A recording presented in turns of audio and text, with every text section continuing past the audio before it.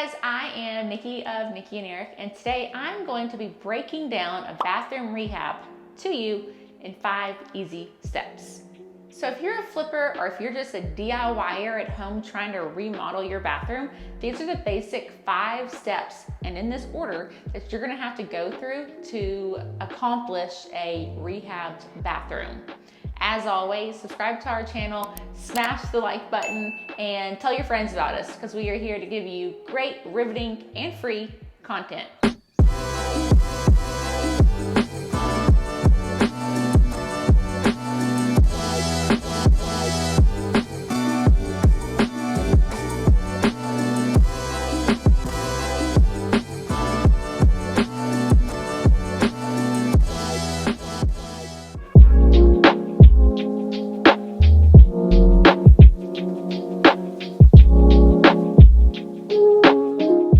So you might wonder why I am standing in a bathtub telling you about how to flip a bathroom or how to rehab a bathroom.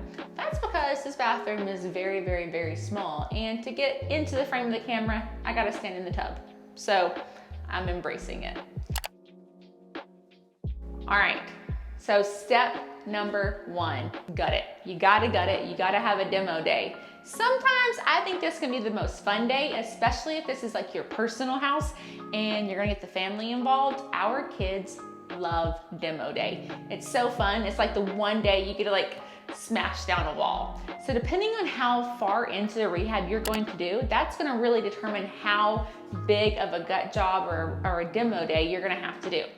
This one, we completely and utterly took everything out, took it down to the studs. So what that meant was all drywall was taken off. This was actually an old tub insert, so it didn't have the tile. The tub just went up to the ceiling. So we took all that out. We took out the vanity, the toilet, everything. We literally took this down to the studs. So number 1, demo. Number 2 is the layout. So if you're wanting to save money on your bathroom flip, keep your plumbing where it is. Keep your electrical where it is. For some reason, the bathroom is just super unfunctional, or it's just not working how it's currently laid out, then of course you can play with it and move it around. But if we're doing this on a budget and we really want to keep our numbers down low, keep the plumbing where they are. Honestly, there's not a ton of options where your toilet can go because there's numbers and measurements and stuff between your sink and your toilet and your tub. Chances are you're probably working with within those regulations already. So keep those fixtures where they are. Of course, we're going to replace the fixtures, but we're going to keep the rough ends where they are. Also, if you think like, I don't like the tub, I want a stand-up shower, that's going to cost you a lot more. Showers have a lot more tile. They have more drains involved. They're a bit more intricate of a project. So if you are trying to save money, I would definitely recommend keeping your tub where it is as compared to changing it to a shower. All right, number 3 is the floor, because everything literally sits on top of it. So decide what you're gonna do. Normally, if you're doing a full bathroom, you wanna make sure you have a waterproof base floor in there, like a tile or a LVP that is rated for waterproofness. A lot of times in a half bath, if you are just doing a half bath, you can continue your real hardwood in there because there's not a ton of water, like if you were to have a shower in there. But normally, I like to play it safe. My kids would ruin it, so I always put tile or an LVP in the wet areas. So in here, we did a hexagon, and it's just a white basic hexagon. We got it at Floor & Decor. I wanna say it's like $1.75 a square foot or so.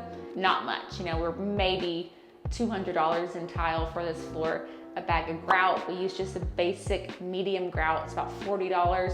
If you were doing this yourself, it does not cost much at all to do your tile.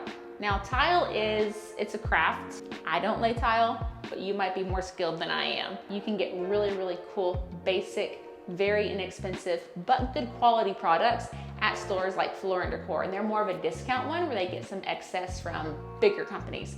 So you can usually get them at a pretty good discount. The bigger the tile is, the cheaper it is to lay. And if you're laying this yourself to try to save a little bit of money, the bigger the pieces, the easier to lay. Step number 4 is addressing what you're gonna do for your cabinet countertop space. We can get a nice vanity at Lowe's or Home Depot for about 400 bucks. Sometimes on our bigger rehabs, we'll do a more custom cabinet, and those can range anywhere from $1,000 to $2,000. Also, Wayfair has really, really cool bathroom vanities.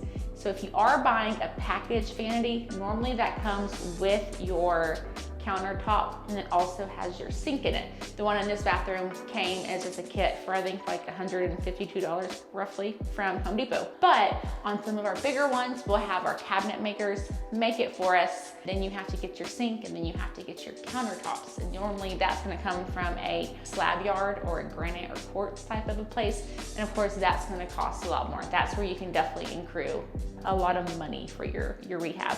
Step number 5. So number 5 is your lighting fixtures and your plumbing fixtures. Making sure those are cool and wonderful, pretty and how you want it. Because as I just stated, those can make a huge, huge, huge impact in a very basic bathroom. Kind of like this one. We used the basic subway tile above the tub.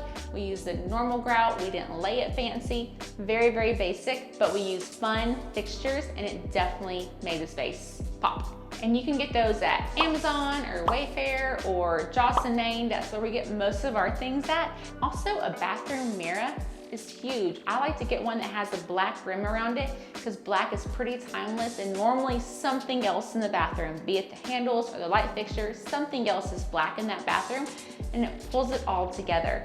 And it just looks like a pretty nice framed picture on your bathroom wall.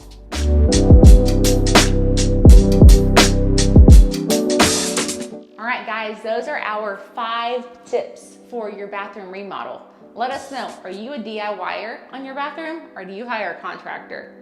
I used to be a DIYer, but now I'm kind of like hiring contractors. So let me know what you think and what your preference is. As always, like and subscribe to our channel, and we will continue to bring you wonderful, riveting content.